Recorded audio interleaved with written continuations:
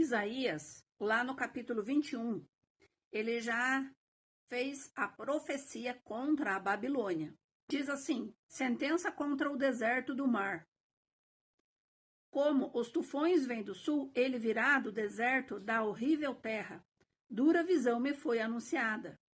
O pérfido procede perfidamente e o destruidor anda destruindo.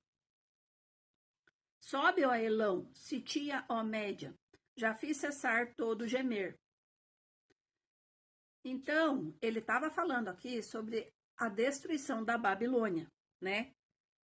Conta aqui que mesmo eles colocando pessoas para poder ser vigia, para poder se defender, para poder, né? Porque eles eram muito organizados na época lá, então eles sempre estavam alertas, né? Não ia adiantar. Então fala aqui, ó.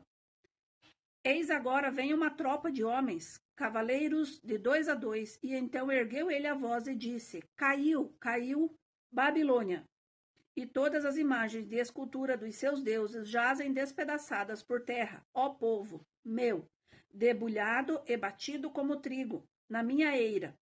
O que ouvi do Senhor dos Exércitos, Deus de Israel, isso vos anunciei. Então, ele já estava falando aqui que a Babilônia iria cair, né? Então, ali para frente, se a gente pegar o livro de Daniel, para entender certinho o que foi que aconteceu lá na Babilônia, diz assim, ó, lá no capítulo 5, leia lá para você ver. A escritura na parede. Esse é o enunciado ali. Então, diz aqui que o rei Belsazar deu um grande banquete a 1000 dos seus grandes e bebeu vinho na presença dos 1000. Enquanto Belsazar bebia e apreciava o vinho, mandou trazer os utensílios de ouro e de prata de Nabucodonosor, seu pai, o templo que estava em Jerusalém, para que neles bebessem o rei e os seus grandes, suas mulheres e suas concubinas. Então trouxeram os utensílios de ouro que foram tirados do templo da casa de Deus, que estava em Jerusalém, e beberam nele o rei, seus grandes, suas mulheres e suas concubinas.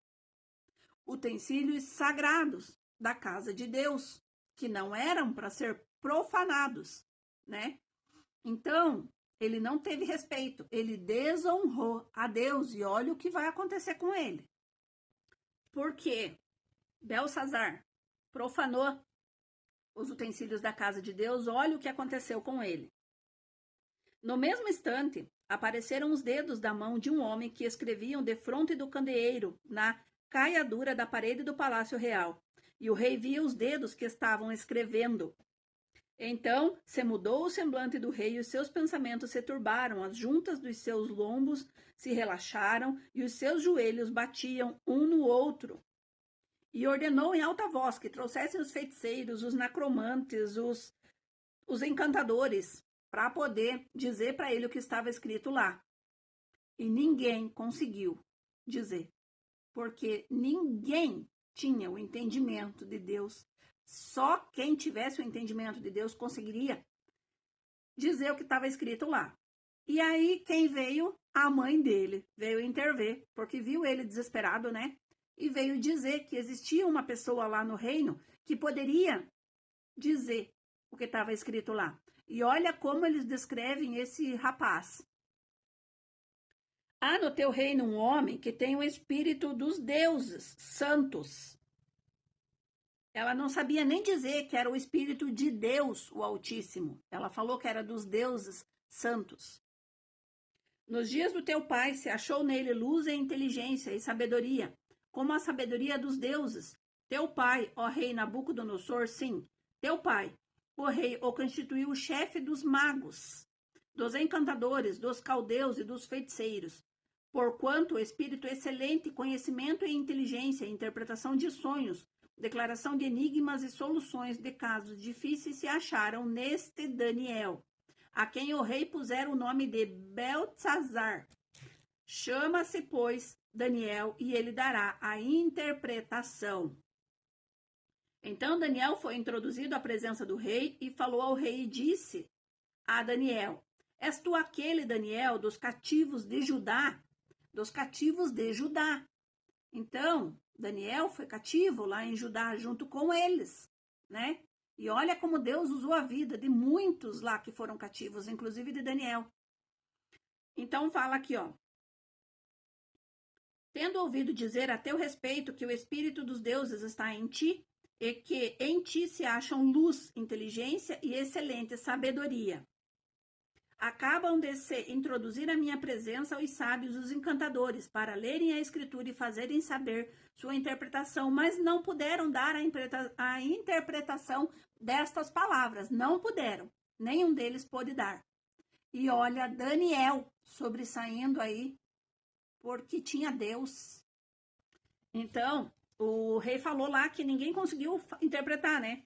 Nenhum do reino lá conseguiu interpretar. E aí, ele fala aqui que ele colocaria vestidos de púrpura, terás cadeia de ouro ao pescoço e serás o terceiro no meu reino. Olha o tanto de coisa que ele ofereceu, porque ninguém conseguia interpretar e ele estava desesperado. Olha o que Daniel respondeu para ele. Então respondeu Daniel e disse, na presença do rei, os teus presentes fiquem contigo, e dá os teus prêmios a outrem. Todavia, lerei ao rei a escritura e lhe falarei sobre a interpretação. Ó rei, Deus, o Altíssimo, Deus, o Altíssimo, deu a Nabucodonosor, teu pai, reino, grandeza, glória e majestade.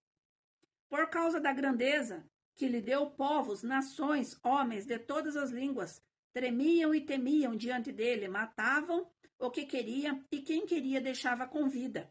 A quem queria exaltava e a quem queria abatia.